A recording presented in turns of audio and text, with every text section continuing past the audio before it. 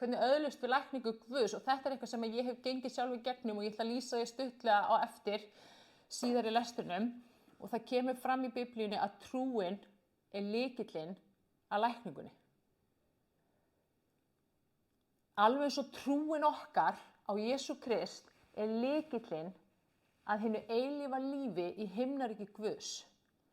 Samfélag okkar við Guð byggir á trú. Við þurfum að trúa til að öðlast allt það sem að Guð vill gefa okkur.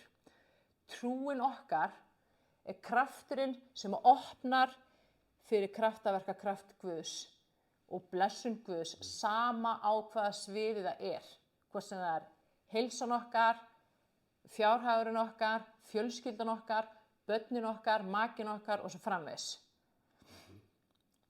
Fyrir trú erum við hólpin, fyrir trú erum við heil og læknuð, fyrir trú erum við réttlætt.